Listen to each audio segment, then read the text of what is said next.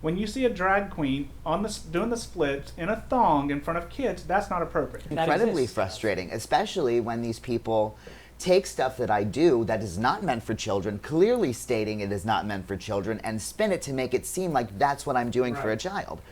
Drives me insane. What's right? Because I talk to some folks sometimes, they say it's the queer community, it's the gay community. You better have all those letters in there. So I don't know. Let's open it up. For me, I'm a senior citizen and grew up in the 60s and 70s where you'd get beat up for being gay if anybody knew you were. I get looks every time I go into a public restroom. I strictly use the women's restroom when I'm in public because I feel more physically safe in there. And the school deciding to acknowledge this new pronoun without telling the parents. Who thinks that was the correct way to do it? Raise your hand. What rights did he actually take from us? I've been invited to his home down there at Mar-a-Lago twice. I've been there twice. The man appointed the first gay cabinet member in American history in Rick Grinnell. But he's above the law. All of the things that he has done, if it was me or if it was somebody, a person of color, he would not be able to run for president. He just had a gay wedding at Mar-a-Lago. My friends just got married at Mar-a-Lago. He rode to office He doesn't on care. the evangelical road. Why do you want to read children's books? Can you know what I mean? Can you like see the other side at all? I hear the other side all the time, Yeah. and it's literal misinformation. But we'll get to it. How can you be inclusive and fair when it comes to transgender sports? Do you feel safe in society right now, currently? No. Why?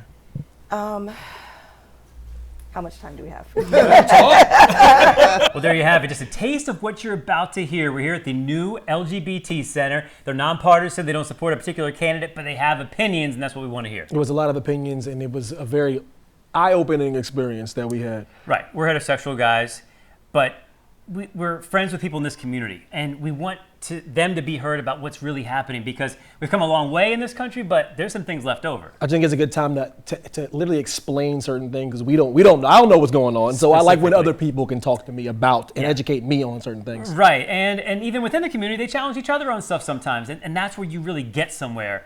And you get to somewhere positive if you're able to be open and talk about it. Absolutely, and I believe that they were, and I think we got some good stuff out of them, That's right. and I cannot wait for people to hear it. All right, let's get to it right now. Welcome to the very next Off the Air. This should be great. We're with an impressive group of people here. They are very different, but they're all here for the same reason, to talk to you folks out there and to each other to get a better feel for what's happening in the LGBT community. Did I say it right? Is it the LGBT community? Is it the LGBTQ community? Is it the LGBTQI community? Is it the LGBTQIA community? Or maybe we'll put a plus at the end. I don't know, but I want to ask you guys, what's right? Because I talk to some folks sometimes, they say it's the queer community. It's the gay community. You better have all those letters in there. So I don't know. Let's open it up. What community do you belong to? If someone just asked you. I always say LGBTQ. Okay. I think it really depends on regionally where you're from and what group of people you're with at the time. Okay. Anybody? Does anyone care enough that you correct somebody? Like it means something to have all those letters and the plus in there. Does it mean something? I think I have to read the room. So if I'm doing work to educate, then I use LGBTQIA plus, so it's inclusive. But if I know, I take a temperature and I feel it, then I can say queer community. I embrace, I'm queer, so I'm a member of the queer community. I'm It's not a about member of the safety. queer community. Can I say queer community? I think it depends on the context. In news What's story. the context? So intentionality is very important when using that word. It is a very loaded word, especially for our older generation. You know, they were demonized using that word. I personally love that word. That's how I identify. I have it tattooed on my arm. That's how I feel comfortable, is with that word. But I know it's not for everybody. So if a newscaster is saying, you know, this is a conversation with members of the queer community, I don't have an issue with that personally, and I know my friends in the community don't have an issue with that, but it is a generational thing I've seen a lot of the time. I will not go past the T personally, because I feel like that encompasses, and being from an older generation, being in my mid-40s, I despise the word queer. To me, that was a slander growing up.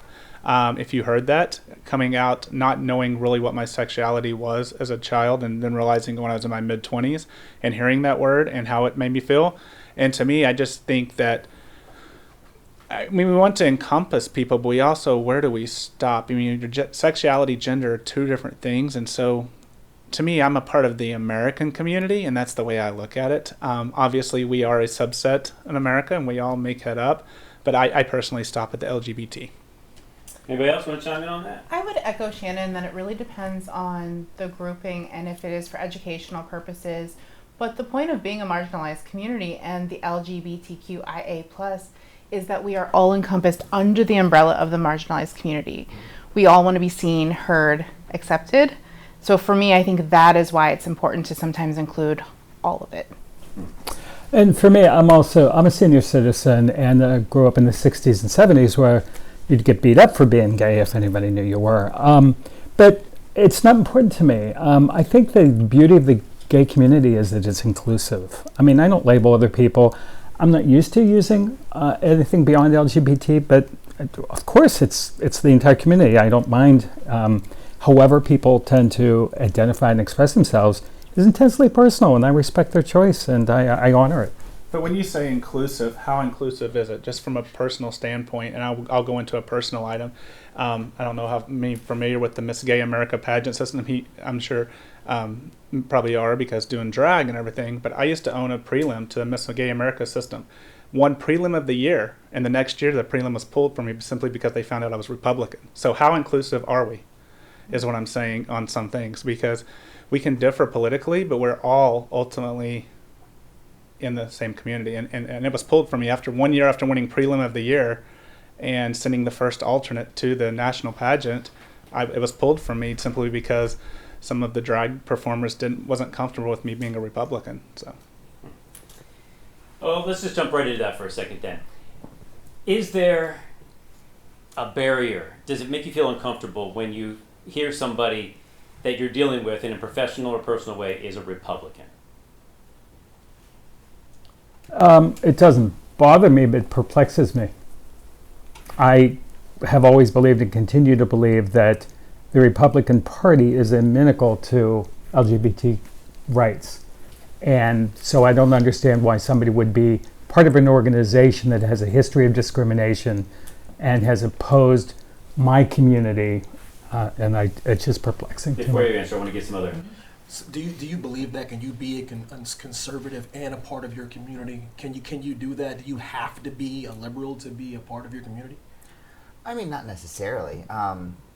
But in my experience, especially lately, it makes me very nervous. There's a whole lot of people out there that I didn't realize existed who despise my art form, and really try to twist things to make it seem like I'm a danger to children when I have more clearances under my belt than someone you would like maybe just, you know, like a parent of a kid. You don't really know too much about them, but your kid's hanging out with them. You know, I'm so overqualified that the rhetoric being spewed about me and other people who do what I do is... And Evan, I don't know why you moved to conservative. I look at issues, and there are liberal issues and conservative issues, but gays are liberal and conservative. So it seemed like you were assuming that if you're LGBT, you're not conservative. No, I wouldn't say that. I'm just saying traditionally, as black men, they assume that I'm liberal or I'm a Democrat. So it you guys kind of get lumped in that as well. And I believe that it might be difficult for a gentleman over here that has different values and different views and is in the gay community. You know what I'm trying to say? And that's why I really like to get away from labels and get into issues. I mean, what do you think about Social Security Trust Fund? How are you going to fund that? Are you social or liberal? There's so many labels that get thrown about, and I just think it's not helpful. I think that Americans will come together if you can really discuss a policy issue and reach an agreement, and so often we don't discuss that. You do have the labels, and people get cut off right from the get-go. Oh, I 100% agree. being a mayor of a small town, because I'm also mayor of my town, I walk into the grocery store and I talk to an older resident, or I talk to a single mother, and they're deciding between buying groceries or buying their medicine or putting gas in their cars. I'm sorry, we have more things that are important. I'm not saying that focusing on social issues are not good, because everybody needs to feel safe, but if you can't buy groceries and you can't buy your medicines, what does the other stuff matter at this point in time? In the last 3 years, whether we look at it, the prices have rose. No matter, you guys can't argue with that. Prices have rose. Whether Donald Trump did things that offended people or his tweets offended people, we had half the price of gas. We had groceries that were 37 to 45% lower. And I see this every day as a small town mayor. I want to focus and go back to where people can afford to live. Yeah, we're still dealing with the topics first of maybe the blocks we have sometimes in ourselves. Let's get to a show of hands. We will say that you're the only Republican here, I believe. But so you can keep your hand down for this one. Raise your hand if you have a friend who is not a Democrat. Okay. If you have a friend who is a Republican, raise your hand. Okay. So for those folks, it's not a deal breaker when someone says they're Republican. So let's go back to this side of the room then. If that's the case, how do you distinguish between they're a Republican, they probably have some views that aren't the same as mine, but we can still be friends? Do they at least respect you? Like, how does that work? What you're registered as and how you vote are two very different things. That's correct. Mm-hmm. So I know people who may be registered one way or the other, but then vote a different way for census purposes, for statistical analysis purposes, for distributing the districts, different things like that. So I do know people who are registered Republican who recently have not been voting that way because of the continued education and the continued conversations that we've been having about some of the issues that I've seen and that I've dealt with personally. Okay. I want to move this along to something else. This conversation is a candid, open conversation. A lot of people don't have the time to have, but maybe they want to. I might say something that is insensitive to some ears here or people watching, but I'm willing to take that risk because I think we're going to a positive place. We're trying to get somewhere. Are you willing to give people grace sometimes, and when are you not, when they use a term that's wrong or when they say something that is insensitive? What do you take into account? Is it their age? Is it their intent? Is it a little bit of all of that? But I mean, I think from the heterosexual community, they don't want to get involved in these conversations sometimes because they could be labeled homophobic, and that's hard to come back from, even if you were just trying to learn or you just were uneducated and used the wrong term. So I kind of want to go around the room for everybody on this. Like, how much grace do you give somebody when they may say the wrong thing that is definitely not what you want to hear? Again, it depends on the intentionality of the conversation. If someone is coming with humility and saying, hey, I don't really know a lot about this, but I'd like to learn, and they want to listen and have an open conversation, absolutely. And I believe in giving people a lot of grace because we all need it, regardless of our background or who we are. But again, I think intention and where you're at as far as wanting to be a part and wanting to support the community as a whole. Yeah. How do you gauge intent, though? You know what I mean? Well, I mean, okay, so a couple weeks ago, there were some other folks here in the city marching who were ill intent towards the queer community. Nice. Kind of knew what they were about. However, if someone, again, is coming into the center and saying, hey, how can we support you? How can we volunteer? Or like, I'd really like to learn. Or folks who are coming and supporting Miss Amy and all of the wonderful things that they're doing in various communities. So that, I think, is how you can kind of gauge that. Well, I agree with you. Like, you're like, let's say you're in mixed company, though. You know what I mean? And like, you're just hanging out, and you're in mixed company, and someone says something that's incorrect. They're not thinking about intent. They're not thinking about, you know what I mean? Like, what do you do when you're in that situation? You know what I mean? So for me, it's speaking up and saying, hey, I heard you say this. Are you open to having conversation about it? And generally, if someone is open to having that conversation, listening and learning, which we should all be listening to each other, so I was very excited about this today. That's, I think, a really good measure. The thing I like about that is you're giving them a chance to then come back to have their answer. Did they mean it like that or not? I hope everyone's open to that, but some people are not. They hear something and they go, done, homophobic, I'm out. Yeah, and hopefully we can all be a little more gracious on that. How do you respond to that? A person of color in this community, it's a double dip. You know what I mean? Like, how do you? There's so many things you have to navigate. Right. How does one tackle that? Exactly. I think reading the room, first of all, keeping myself safe, because I am a member of a lot of intersecting identities and very marginalized. So as I get older, I do learn to stand up for myself and give grace and try, as Amber said, and try to educate. If not, then I put firm boundaries on that, and I do not allow that to happen, and I remove myself from that, and I will be loud about it and let others know, just because I wouldn't want people like me to be in the same situation and get hurt. Where do we start with that, though? What I think that separates, and a lot of people on the Republican side say that, oh, you're anti this or anti that. It's the children is where the problem's coming in. As an adults, we don't care. But for example, I spoke with our school board, and I have a close friend, pretty much family member, who had a 9-year-old daughter who played softball. Now the young lady's 13 or 14, and her teacher's aide asked her if she wanted to be a boy. That's not appropriate. The young lady went home, and she said she liked girls at the time. And now she's 14 and got a boyfriend. So who knows what they're going through at that age? That's them. But what was that? Was that a teacher's to go to that child and say, "Do you want to be a boy?" And she went home crying and said, "I don't want to be a boy, but I do like girls." And she had short hair. That's not appropriate for a teacher. First of all, you said that it's the children have the problem. It's the adults have Yes. the problem. Right. The children do Absolutely. not have a problem with it. That's this right. is a contrived issue that is used as a political wedge. Yes. And I don't appreciate anecdotal stories. I was told that somebody's using It's cat not litter. anecdotal. It's a personal You friend's didn't mention. child. I did at the beginning of the story. I can't confirm that, and Well, I find can give you the person's phone number. I'm not going to say her name on camera for her identity, And but it even- happened. even if somebody surprisingly would ask somebody else if the child wanted to change sex, I think that's an outlier. That's an intensely personal conversation. It shouldn't be in schools, So period. you say it's an outlier, but do you disagree with it? I'm sorry. That it shouldn't have happened? Oh, yes. Okay, so I mean that is actually an agreement That's the here. point, yeah. That you thought it was inappropriate for that conversation at that time with that age group. I'm curious, like, especially this day and age, you know what I mean? How important? Why are pronouns important?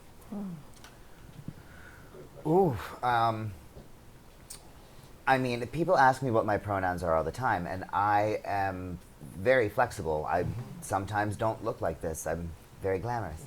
So I would prefer people to use she, her pronouns when I'm, dressed that way as an entertainer.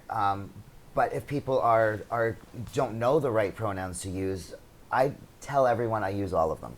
When people ask me my name, I introduce myself normally as Rainbow, because that's been my nickname since I was 15 years old, and I have a very common name that is used for both sides of the gender spectrum. So if you yell like my name in public, a whole bunch of people are probably going to respond from any gender. But if people get, they don't know, I'm totally fine with, So people, you're good either they, way. them. Yeah. Like, Who feels more strongly about it? What about you? So Why are I pronouns important? I use they them pronouns exclusively, and people don't ask me my pronouns most of the time.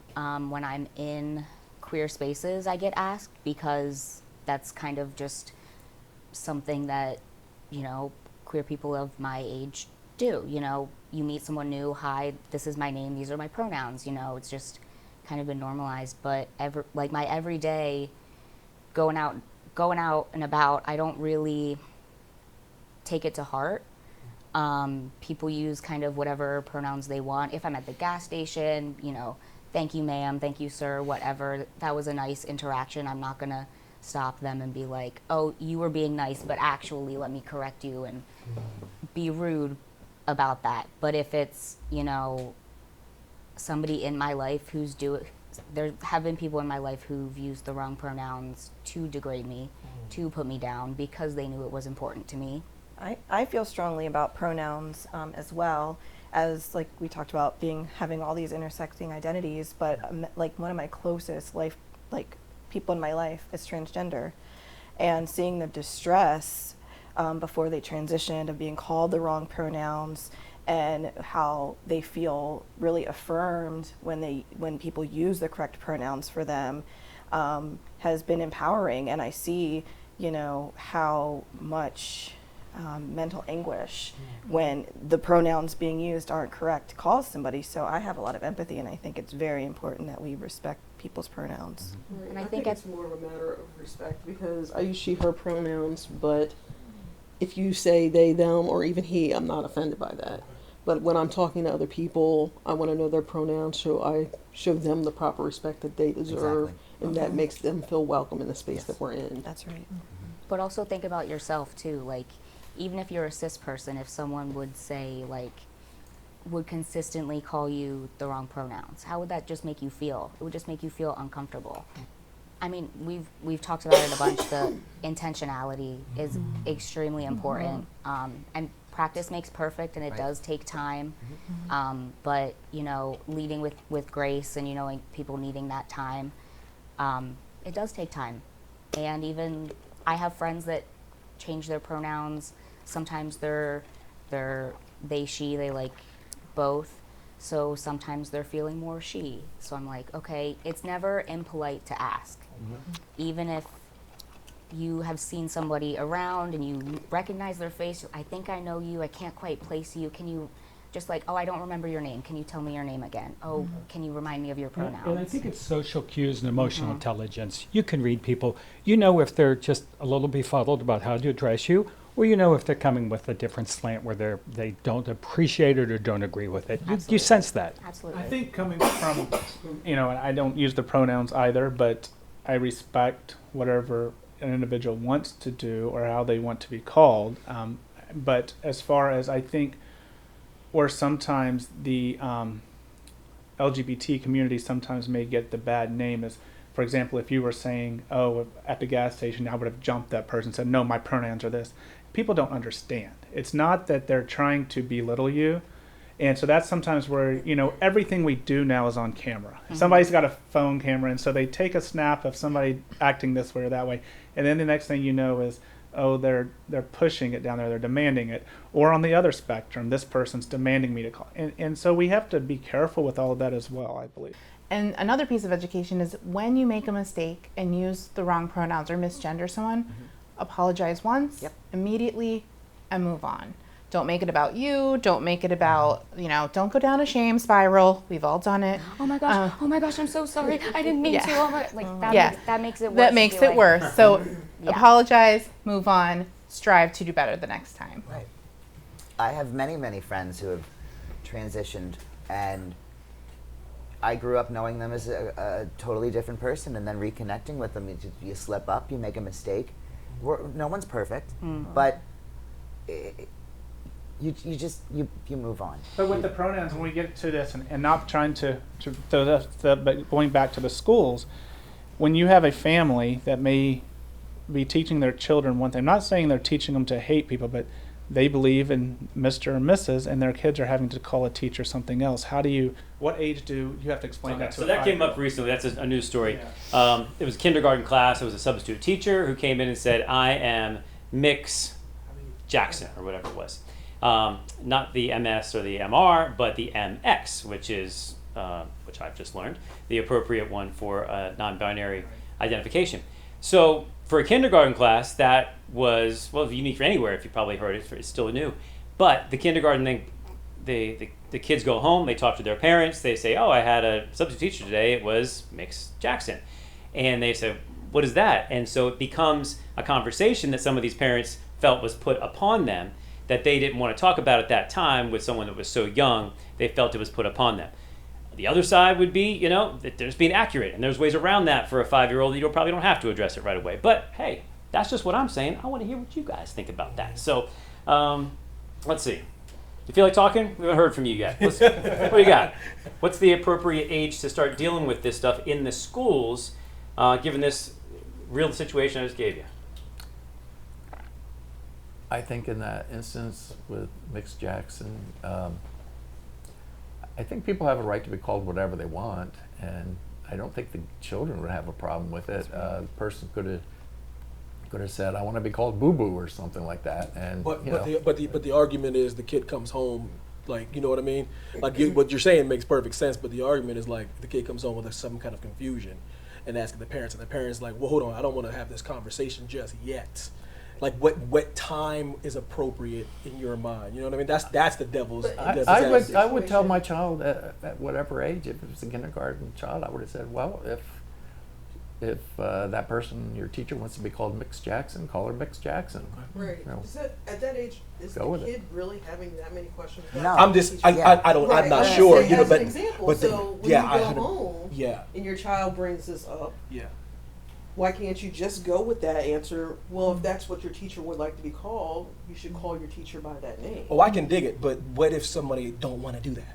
You know what I'm Oh, saying? well, What if a parent's like, always nah? going to be a parent that doesn't want to do that. But I mean, that's probably the easiest conversation to have. Okay. Call people what they want to be called. You can say it's a special new one. Now it's Right. mixed, you know? Hey, Yeah. but it does take us to the next question, which is what is the age where it is appropriate to start talking about these things in schools?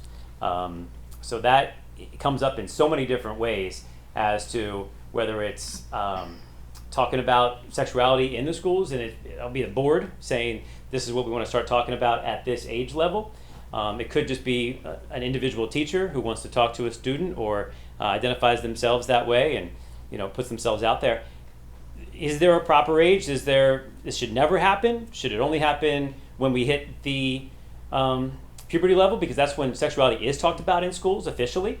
What do we think? My beliefs, I've worked with children for a long time in past careers. Education is power, and children are not born with all of these inherent problems that the parents, like we've talked about, have had. So education is power for so many reasons. You hear about kids being touched inappropriately, or all the things that are happening from the hands of adults. Educating kids at a young age on body autonomy, body empowerment, different forms of family, different forms of love, giving them the knowledge, then they know what is What's for that young themselves age what then? is right or wrong. What's that age? I think it's never too early to teach kids about bodily autonomy and consent and healthy boundaries. Yes. So talking about gender and sexuality doesn't even have to fit into that. I think if you teach a kid, I don't like to be touched here, don't touch me here, and I won't touch other people there because that's not where they want to be touched. I think that's where we start. And then I think as kids are more comfortable to talk about stuff like that, they'll bring it up when they're interested. Exactly. I agree. I think that it's we're talking about two different topics here. Not touching a child and having that child know what the boundaries are to touch another person. Those are two different things. I think that starts at a younger age because sadly, children get touched sometimes by adults, and they go to the school, and the school might be the first person that hears about that. So I think that's a different thing than when you start talking about the sexuality and gender. I don't know. I don't have children. I have 9 nephews and nieces that I love dearly, and I'm the fun uncle. That's what they say. I take them on cruises every year and all this, but I don't know. I don't know what the answer is to start talking to it. I grew up in a church school most of my life, and so I wished I would have had a little bit more as a teenager maybe to know about different lifestyles and things like that, but I also don't think that we should be pushing it on young kids. I'm not saying we are, but I don't think we should be talking about the gender and the sexuality to very young. And but I would just say that when I grew up, you weren't allowed to say you were gay. You just couldn't. It was never age appropriate. Yep. So society's evolving, and there's a certain backlash. Some people don't ever want to talk about sex. They don't want their kids to be taught about sex, period, ever. And they're still So not. it's very difficult to talk about how society should do it and should there be an age. And it's a difficult question. Yeah, let's get away from the actual age and get to an actual topic. All right, this is happening right now in the schools. When it gets to parents having the knowledge of what's going on in the classroom with a particular student. Let's just do hands raised, probably give it the easiest way on this one. So what's happening in some schools, there's a case on this right now that's going to the courts, where a student wanted to be identified by a different pronoun. The school decided to do that without telling the parent. Who thinks that is appropriate to do, to change and go with what the student wants? This was, I don't know what the age of the student, so we'll keep that out of it. But doing this and the school deciding to acknowledge this new pronoun without telling the parents. Who thinks that was the correct way to do it? Raise your hand. I think it's more nuanced than just yes and no. Yeah. The kid, I mean, come on. The kid wants to be called what the kid wants to be Absolutely. called. Absolutely. We don't know if it's safe in that home. Yeah, we don't know how safe it is in We the don't know home. how safe it is in that Yeah, home. but I'm And when I saying that- came out, my mom didn't. I only came out at school. That was my only safe space. So And my point that's is what to I'm- let that's what I'm if the saying. child wants to be called that at school Yeah. and he wants to be called by that by his friends, I'm not bringing the parents into it. I think the school acted Exactly. appropriately. Yeah. Yes. I Exactly. disagree. I think that the parents should be involved, but the parents are ultimately the stewards of their children. What if the parent? No, hold on. What if the Parents are but if good the at parent? raising their children, If it's not not the safe for schools. the if it's not safe Safe. for the It's- kid, it's not a that- safe but environment. regardless of what a parent can't. What if the parent wants to harm the kid? Do you know how much suicide is in our community? Do you know how we are the highest rates of suicide because of being discriminated against? If that home is not safe for that child, and they have one safe space, and which is the school, and they feel safe there, I disagree I with think that. that you can. Let's flip it the other way. Maybe telling the parents would actually help the parents help the child out and get them That's- the help that that's they may risk, though, they may Joe. need as well. Yeah. Well, I'm saying Yeah. there may be that same situation in a different case, which makes us go back to which we're all saying case by case. But unfortunately, the schools school might don't not do know case by that the case. parents are, or the child may not know that their parents are super accepting. Right. The child may just feel comfortable telling his friends, and then it makes forcing someone to come out is never something that we want, but having that safe space at school is very important, whether it's with their friends or with a safe teacher. If their home is not a safe place, and the school might not know how the parents what the parents' political views are, what the parents' views about the LGBTQ community are. The parents don't know that. So if a teacher wants to respect the student in the classroom and use a name and a pronoun that they prefer to go by, I think that line is So what happens if that child though has a friend over or they're with somebody and they accidentally out them, so to say in front of the family? Wouldn't you rather the teacher have already had that to have it in a professional manner than that parent finding out because their child's friend called them what their chosen pronouns are, rather than all I can speak on is my friends that I know. They always had a feeling of what their parents felt. Yeah. They either heard them. They either And heard I them did talking too. over the. I'm sure you did. I did too. When I So, came like, out, I was frightened and fearful. I hid and wouldn't answer phone calls for 2 days, and my mom and dad, thankfully, I was very accepting, and I never That's had not any always the issues. case. And it's not always the case. I understand No. it's not always the case. But I was fearful too. I mean, I literally turned my phone off, wouldn't answer phone calls, and my mother sent somebody up to check on me, and because I got outed on MySpace back in the old days of MySpace, so. So I'm obviously on the outside of this conversation, but I'm just thinking about it. Doesn't it sound like there should be some sort of mediator or counselor to bridge that gap? We're talking about at school it's like this, at home it's like this. What could happen? Why can't there be that in between where if someone comes out and says, I want to be referred to this way, but don't tell my mom, well, they have to live there. So maybe there should be a conversation with or something that is provided for them. Okay, here's your transition person. They're going to be the intermediary on this. Well, Sorry, go ahead. Well, like you said, forcing people to come out is never okay. And as a queer person, I have to come out again and again and again. I'm 35. I have to come out, every day. And that is a personal choice. That is me reading the room. That is me seeing the temperature. And you should never force somebody to come out in any situation where they're not ready. And like we touched on, we can sense what the parents might be feeling. You can see how they talk about queer people. You can see how they talk about anything, and is this safe or not? And then maybe you choose to come out when you're 18 and you're out of the house, but your choice to come out is very personal, and being queer, you have to come out again and But in again. our scenario, they have come out.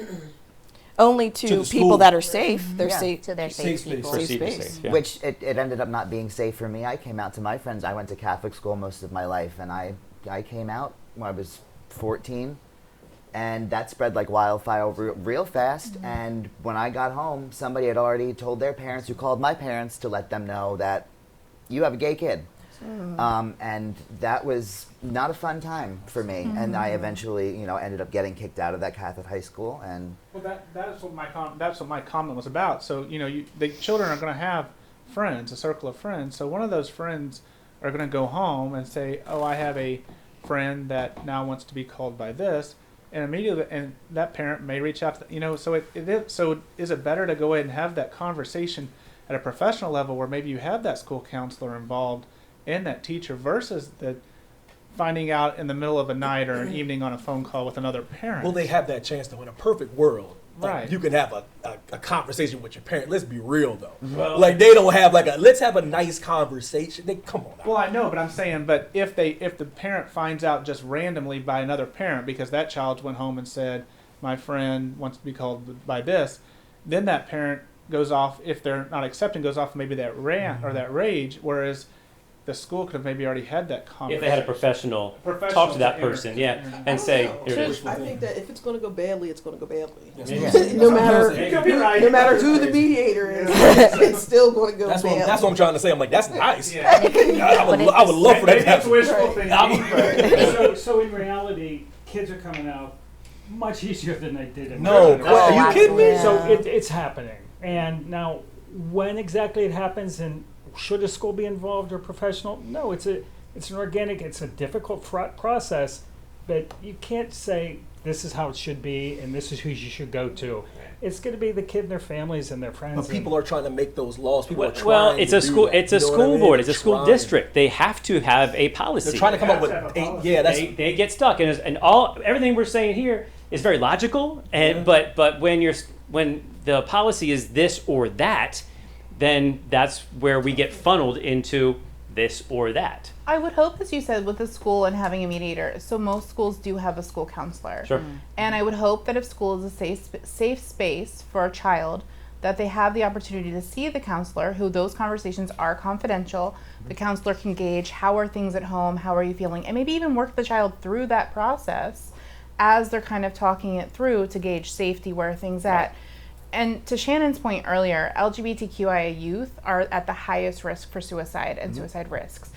Statistically, there's study after study. Trevor Project has a lot of research on it. So for me, if the school is a safe space, they can have a counselor or friends where they know, okay, in this space I'm safe, you can work towards the rest and see where things are. But to your point, yeah, I would hope that the school counselor would be that person to kind of have that mediation and also confidential conversations with kiddos. Yeah. And Heath, could help me understand. So if the school keeps it confidential, what's the harm? So the parents don't know what is, when you balance it, is it not better for the safe space, or how are the parents' rights being abridged, or what damage happens if they don't know that your child's being called a different pronoun? What I think is you start making the school more of the parent, and that's what I'm afraid of on that. But I'm not saying there's a perfect answer to it. I agree with you. I'm not saying that there is a perfect answer to it, because I don't know. I don't know what the answer is, but I do feel like that we should get the parents involved with it as soon as possible. I believe maybe through the counselor or whatever it might be, because it's ultimately going to happen. The parents are going to find out. Would we not want the counselor already to be involved in it if that parent does find out? Because, like I said, the child's friend goes home and tells their parent calls that parent, says, "Hey, do you know your son or your biological boy is now wanting to be called she?" It's going to find out. And then would you rather that parent find out from that phone call or with professional counselors that already know that child? And in some situations, potentially, you don't know. I'm just picturing, we're all picturing scenarios. We don't have an exact sample. But maybe the kid's wrong and the parent would be more accepting. And without knowing that, they commit suicide and the parent never knew. And if they had known, they could have taken some steps. They could have shown, something else. We know there's extreme examples the other way. You're kicked out. We don't know exactly in these scenarios. So it's not perfect. But like I said, we all gave all these different scenarios and opinions, and I'd hate to be on school board when this comes up. Like, there's not a great answer for this that's perfect for every scenario, and you are set up when it comes to laws, this or that. And speaking of this or that, because we are in this scenario, this one's nearly impossible, but we'll get to it. How can you be inclusive and fair when it comes to transgender sports. School districts have to deal with this. Like, if let's say you got on a school board before all these controversies came in, you just wanted to like say, you know, we'll vote on the name of the stadium and the color of the walls, and now you're stuck with all this stuff. Transgender sports is coming up. It seems like every school district has to do it on their own because the PIAA will not make an official rule on this. So every school district is left to basically try to get a feel for what their community is like and then make a decision. And then that decision impacts the team you're playing because it's one way or the other. All right, this is an easy one. Who wants to attack it? No, it's this one's rough. Is this cut and dry? Is this cut and dry? What would you do if you were on the board and that's an issue that's going to come up? What would you do? I don't understand the controversy. The NCAA swimming record is being broken by somebody who's born a biological man who finished 175th in the men's swimming races, transitioned to a female, and now holds the records for several records in the NCAA for women's sports, therefore taking away opportunities for biological women. High school volleyball team, I don't remember the school, it's on the news, biological male, hit the ball so hard it broke the young lady's face on the other side, broke her nose, shattered her nose. It's common sense that biological men have more strength in general than a biological female. I personally just don't have a problem with it with high school sports. You know, I really think don't. It comes down to puberty. That's when the musculature changes. That's when an adult, somebody who has developed the muscles and has had the advantage of testosterone, has an inherent advantage. It is a thorny question. I don't think it implies at all. They're making a big deal about it in elementary and middle school because I think that there's societal overtones and disapproval. In high school, it is a thornier issue that I'm going to push back to the PIAA. And they push it right back to the school. I'm not talking about elementary and middle. I mean, my goodness, we played dodgeball and volleyball and all that till sixth grade or so with each It would other. be an interesting question to know. I assume that there's some high school juniors and seniors who are going to try to pursue professional or collegiate, where it would be important. So it's a very valid question, and you can have some advantages if you transition after you've developed some strength that you wouldn't have had you not taken hormone therapy. The problem in that scenario is then if you are excluding at that point, there's kind of nowhere left for these folks, and so then there's not enough to create a third category of sports, which would be they're called an open category or a trans category. So then they're left with going back and playing in a gender they're not comfortable with, or nothing. I haven't heard anything. No one said. I haven't heard anybody say that. For example, Leah Thomas couldn't still compete in the men's sports even though she is transitioned. I didn't hear anybody say she couldn't still swim in the men's meet. So they're not saying that you can't still compete with the gender that you were born with, but nobody's saying that. But it's not the one she identifies with. Right. I also think it's a slippery slope if we create a trans league, because that kind of takes it back to when brothers and sisters were trying to do stuff. See, that's not the answer, because there was the Negro League over here, and there was the Black Water Fountain over there, and then so they have their own stuff over there, and I go no. So I don't have the answer, but I know the answer in creating a third league though. Right. That just takes us back to stuff. Go ahead. And then in the Olympics recently, we had, and I'm forgetting her name at the moment. The boxer. This Yes. and that's a different category. From the But- Middle East country. But still, she Algeria.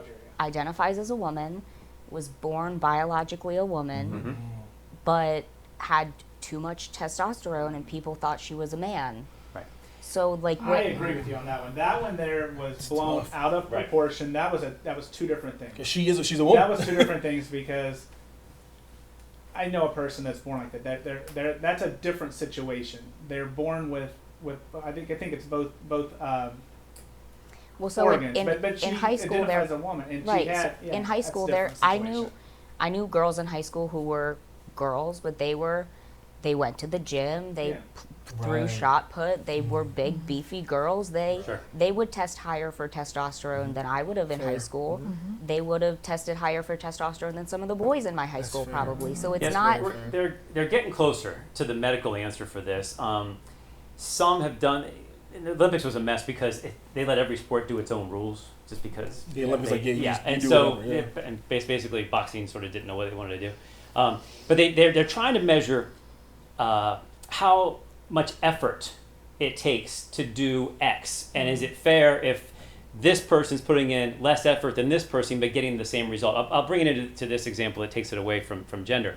Do you guys remember the Blade Runner? It was the athlete Pistorius who had no legs. Oscar. Okay, Oscar Pistorius. Okay, had no legs, won the Paralympics. Was super fast, had those blades that run on because no legs.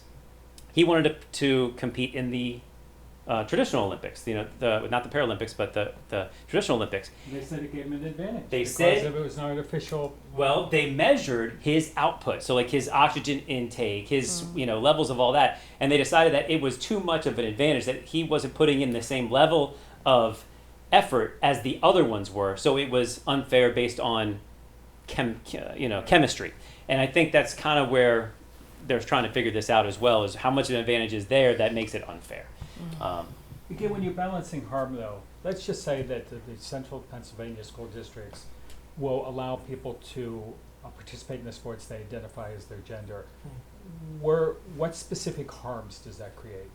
Well, it could take away scholarships for, I mean, as we all, I mean, women have fought for their rights for a long time. They were always a marginalized group as well, and their scholarships, So you're at Central Dauphin and you're at the top of your sport, and somebody outside the school district is going to give you a scholarship. So you're competing against people across the country.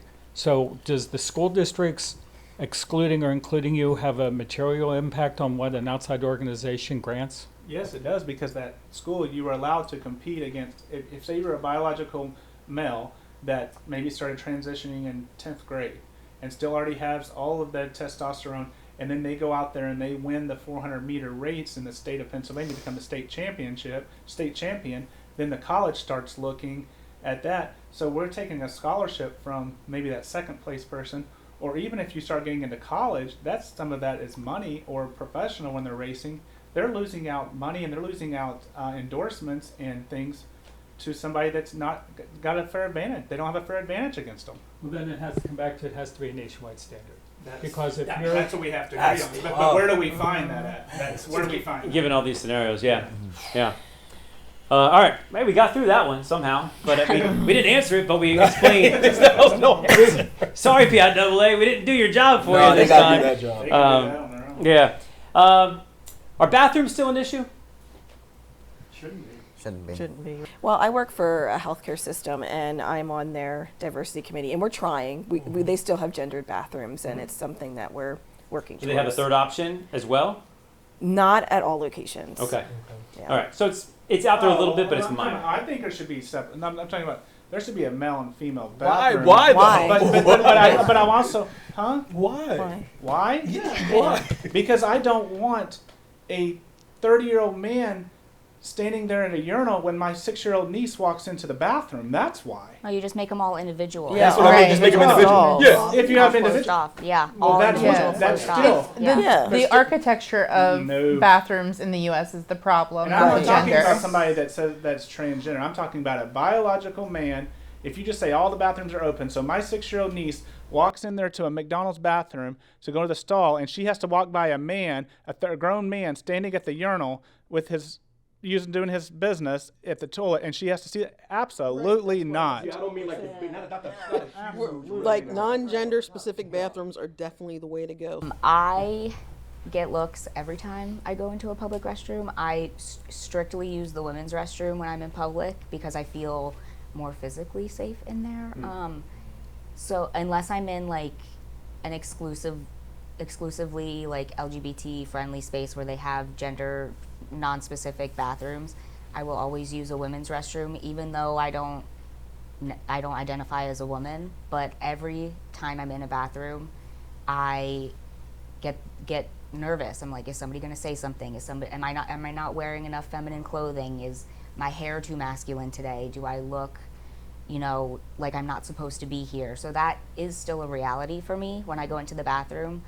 And especially after I had my top surgery, I don't have boobs. There's no way for me to like visually give off that I'm supposed to be in this space when I'm just trying to pee. Has it ever happened to you? Oh yeah. I get nervous too if I'm somewhere and I'm in costume and I have to use the bathroom. do I walk into the men's room looking like this and someone freaks out, or do I feel safer using the women's bathroom? And just I pray that there's always a single bathroom space so I don't have to worry, because there's a lot of layers going on. It doesn't take me 3 seconds. So it's it's tough. It's tough, and it all boils down to your physical safety. I'm just trying to pee. That's it. I want to go to the bathroom and I want to get out of here. I want to stay on physical safety with you. You're also known as Miss Amy. Yes. Okay. 3 hours later, that's what you become. 3 hours later. Yes. And the controversy with you recently, at least with the event that you were associated with, was a drag queen story hour at the Lancaster Public Library. Yes. I say controversy because some in the public were not happy that it was a story hour that I guess wasn't it promoted to everybody, but children were singled out as children welcome, right? Well, yeah, it's a program for young people. Rainbow, listen, I'd be remiss. I've been to drag shows, many drag shows. Me and my wife frequent drag shows. I love drag shows. You know what I mean? Y'all turn up. Thank you. But so y'all set it off. But so I'd be remiss if I didn't ask you, what do you understand why people are uncomfortable that might not understand what you represent? You know what I mean? Why do you want to read children's books? Do you know what I mean? Can you see the other side at all? I hear the other side all the time, Yeah. and it's literal misinformation. There, like I said, I have clearances beyond clearances, but I was the oldest grandchild on both sides of my family, and my job was always to wrangle the kids and keep them entertained. I would help out with after-school care programs growing up. I've done theater camps with kids. I've done other youth group activities and things. When I discovered that it was a thing, I was like, well, I'm already doing drag and I'm really, really good at it. So now I can put this under my umbrella too and have fun and, educate as well. But a lot of what my programming is with the story hour stuff isn't really LGBT community focused. What is it? Because that's what people think. They see you in drag, they see you reading books, but what are they missing? They're missing that there's an entertainer reading to children. Yeah. If it was any other type of entertainer, it wouldn't be an issue. A clown, a magician, But, whatever. I mean, you could dress like this and talk to kids. Why? But that's not what you want to do. Sometimes our community is our own worst enemy. If you notice stuff on the news, look at what happened in Dallas. They had the drag queen story hour in the bar at Dallas with a big sign behind kids that said, "Suck it," with a picture of a penis. I mean, who's not going to run with that whenever you see 6-year-olds sitting in front of that? And that's what's happening is no one really cared about. I mean, I've been involved. I don't do drag, but I've got a lot of drag queen friends. I've been involved in the drag community, and I went to drag shows for years and years and years. Just at one the other night, but it seemed like no one cared about the drag community or any of this until these pictures started popping up of drag queens in front of kids. I mean, there's stuff that pops up that are not appropriate. There's also stuff that pops up for heterosexual that does in front of kids. I'm not saying it's right or wrong, but when you see a drag queen doing the splits in a thong in front of kids, that's not appropriate. Well, Rainbow's just reading books though. But when you're talking, but when you're talking about reading a book, it's a different thing. But that's all getting put into the same dynamic because we are doing things that are giving people the opportunity to make it sound like that they are grooming kids, and that's what we want to stay away from. Is because when you see these pictures come out, like what happened in Dallas, it made national news. All you have to do is look at it. They had the event in a bar and they didn't take the sign down. What's at night? I don't care what you do at night. I mean, drag shows are supposed to be adult entertainment at the bar level and fun, and you do what you want to do. To say that drag queens are grooming kids. I didn't say they were. I said that's what the people are alluding to. No, I said that's why the people are alluding to that. I didn't say it. I didn't say it. I said what people are alluding to that. The KKK is my favorite organization. I wouldn't go around just involving that in a conversation either. It's an entertainer expressing themselves. It's a wonderful community service, and it's because of a narrow-minded bias and prejudice that the community gets all riled up, and they actually threaten violence Yeah. because somebody is taking their Well, time. that was actually proven to be coming outside the country. It was not. No, it actually wasn't.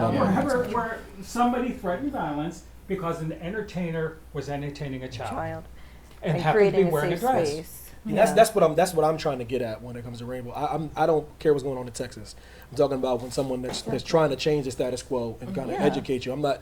There's always going to be outliers. You know what I mean? Like I don't. There's the ghetto black dude, and then they associate with me with the ghetto black dude. I don't like that. You know what I mean? So I don't want somebody to associate what rainbow's doing. So I'm just trying to say, what are you trying to do? What are you doing that's trying to quell what he's saying? My programming really just revolves around reading books that show different families, that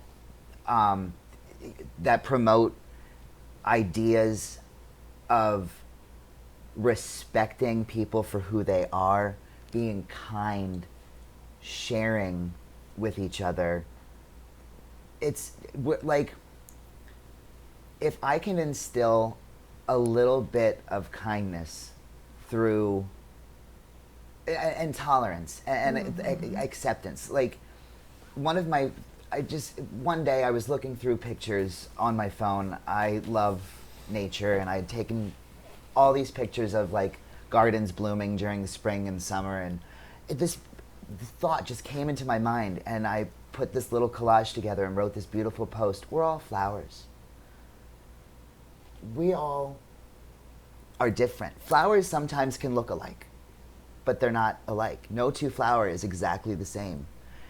No two people are exactly the same, and we all need the same things to survive and be functional in this world. We all need water, we all need food, we all need care, we need sunshine, we need all these basic things. So why is there so much hatred and just knocking each other down for whatever reason it is? I'm just trying to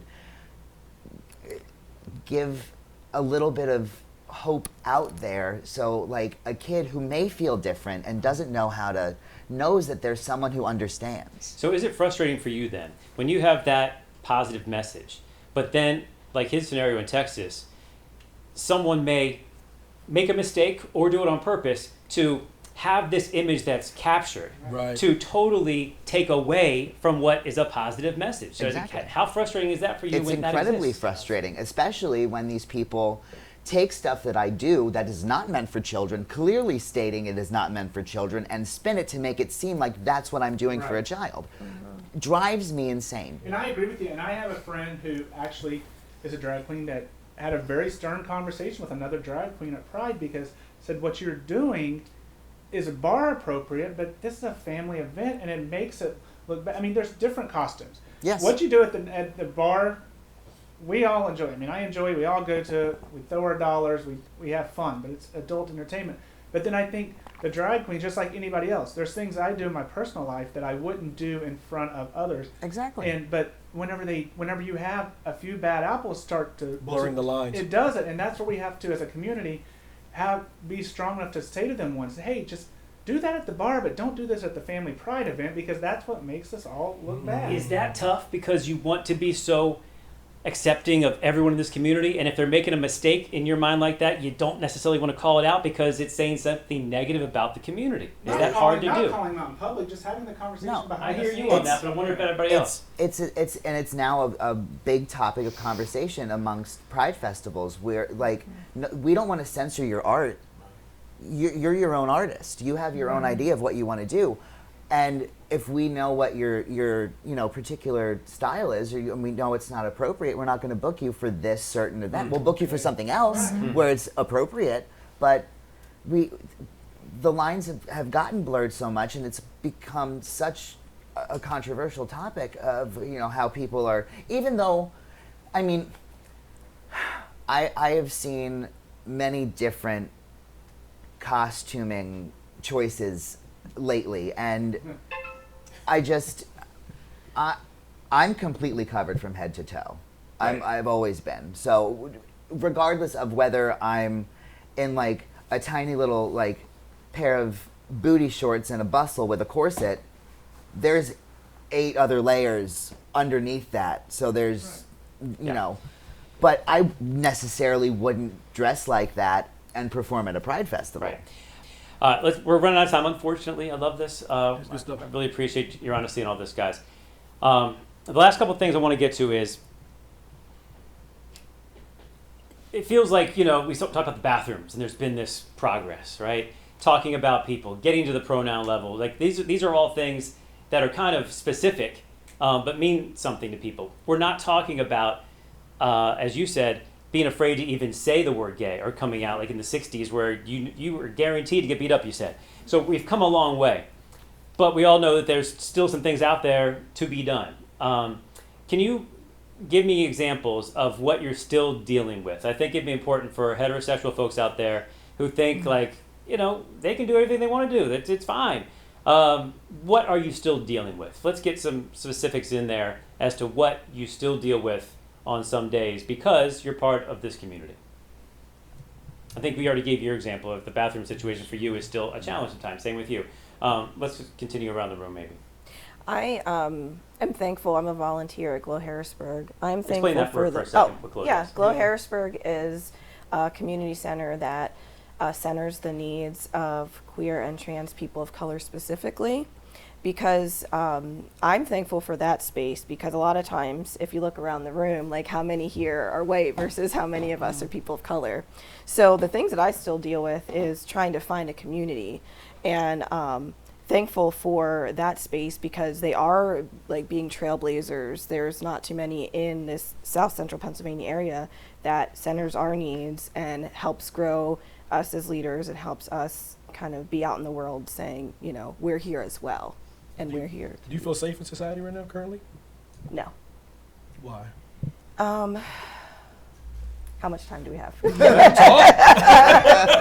Maybe give us one example. Something. I want to hear it. Yeah, just being a person of color under, the having a president like our last Republican president in office. I don't think I can't put it into words. It's just, it doesn't feel safe. Like anytime I have to call a police officer, we had a situation in my family where one of my people's cars got broken into, another black person, and we had to call the police. And I was just really scared, and I had to make sure I was there because of everything that's been going on. And that's just even outside of being a queer woman. But I don't have protections at my job. I can't get health insurance for me and my partner. There's just, I have to fight every day. What about you? What are you still feeling out there? I think it's just the quality of feeling unsafe in spaces, but also at the same time being overlooked as a lesbian and as a woman of color. It's very hard to mix and mingle in a lot of places. Can you explain what overlooked means? In the queer community, needs are addressed, but we're still kind of like in the background of things as far as people of color and lesbians.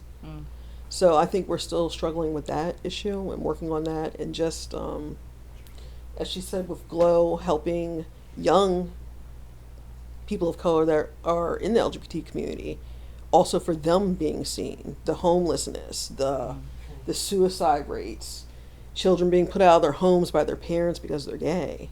So, I mean, that's still a huge issue right now. Okay. What are you seeing out there? How are you feeling right now about being gay in 2024? I think mine's a little different. As being gay, and I would say my husband and I, maybe we have, but we seem to have, we don't seem to go through as much. However, what I see being a gay man is losing the friends over politics the last few years. I mean, my best friend, we are as far from the political spectrum as you can come. She is far left, and I don't say I'm far right. I just have a lot of conservative fiscal things. Socially, I'm much more out there. I don't care really socially. Fiscally, I think much more conservatively. She's a big Bernie Sanders person, put it that way. That's how far we are on the spectrum.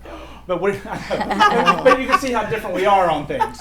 But we're also going to Ireland together, so we're best friends, so we get that. But what I get is the amount of friends that I've lost since 2016 simply because of political stances and the media is taking things, and I'm not saying Donald Trump is perfect. That's not what I'm saying. Don't even do that. But they're taking things and they're saying, in 2016 I was told I was going to be in a concentration camp. Well, here I am in 2025 almost, and there's still no concentration camp. What rights did he actually take from us? I've been invited to his home down there at Mar-a-Lago twice. I've been there twice. The man appointed the first gay cabinet member in American history, and Rick Grinnell. But he's above the law. All of the things that he has done, if it was me or if it was somebody, a person of color, he would not be able to run for president. He wouldn't be able to be still this figurehead, this There's voice. nothing that says a felon can't run for president in our Constitution, though. That's the thing. It's not in there. It really isn't. I mean, whether it should be or not, that's a different topic. But it's not. It's not in there. They wouldn't have gotten elected. They wouldn't have if gotten he elected. wasn't a white man. But why did they all start hating him? He was invited to Chelsea Clinton's wedding. Him and Oprah were good friends. He was the biggest supporter of Al Sharpton's presidential campaign. Why? What changed? What made the man so bad? Because he came down the escalator and ran as a Republican. Because he's in bed with people who hate us. Yes. And hurt us. Who? That's right. We were safe. Russia, North Korea? Yes. We never had any wars. Russia didn't invade our Let's get back to I'm this talking one. about the Christian nationalists who don't want gays to adopt, who don't want to have gays in school. And did you read the Republican RNC convention? He's against all that. He's in bed with the people. He just had a gay wedding at Mar-a-Lago. My friends just got married at Mar-a-Lago. He rode to office He doesn't on care. the evangelical road. Well, he has no morals. He just uses the evangelical. Well, let's hold on for a second. He just told you a fact that there was a gay wedding at Mar-a-Lago. Just 3 months ago. Why doesn't I've been that- to Mar-a-Lago twice? Yeah. Do you know what Trump said when he was the first president that got elected? That when he was asked about, before going in and supporting gay marriage, he was asked about the gay marriage, and his response was, "Some people like steak, some people like spaghetti. I don't care what you do," and he doesn't care. And yet, he was put in office by Jimmy Swaggart and Billy Graham and people who are clearly anti-gay, and he caters to them. He got elected to them, and behind closed doors. So did he cater them by appointing five gay ambassadors and Did the first he come out gay for cabinet gays member? to adopt Yes, he is. children? 100% is for that. No, he's not. Yes, he is. We'll have to fact check. We can look that one up for sure. At least that one's one we could actually But look for me, up. the most important thing, and I want to thank everybody who's out here, because the best political thing you can do is be out. When I was in the 90s in Harrisburg, it wasn't safe. And I had to look for people who were like me. I was in a gay church, I was in a gay volleyball league, I was in a gay pinnacle league, there was a gay bowling league. We don't need that anymore. Harrisburg is relatively safe only because people had the courage to come out and be seen as who they are. And if we continue that with transgendered and discussing and being open about who we are, we're going to continue on the arc towards more tolerance and acceptance. I'll finish with you, and I want you also to talk about this place. And in case people want to become more involved or donate, what's happening here? So all of this conversation, I think, is what's really important. When we have conversations, when we listen to each other, it breaks down stigma and it builds community, which is what we all really need. Some of us here also really illustrate the point of within our community, there are more intersectionality and marginalized communities. Some of us are going to Mar-a-Lago. Some of us are struggling to be housed. So that is why the LGBT Center and spaces like GLOW are important, because it creates safe community spaces where folks can have their needs met, they can be affirmed, they can be welcomed. So the LGBT Center here is at 1323 North 4th Street, and GLOW is at Strawberry Square. What is the suite number? Thank you. Suite 204. We just moved into both beautiful spaces here. So our Central Pennsylvania community has really wonderful programming for the LGBTQIA folks here. Obviously, if you want to support the LGBT Center and GLOW, you can find us at LGBT Center of centralpa.org or GLOW Harrisburg. And everyone here is welcome. Love it. All right, I think we've run out of time, unfortunately. We could go on for a lot longer. I appreciate all of your honesty through all this, your candor. I think people learned a lot about this and see what's really happening out there instead of what they fear could be happening or whatever. We didn't solve everything, but we talked about everything, and that is what we have to do, folks. So if you have some comments, certainly put that right there as you're watching this on YouTube or somewhere else down the road. I thank you for watching. For Off the Air, we are now off the air.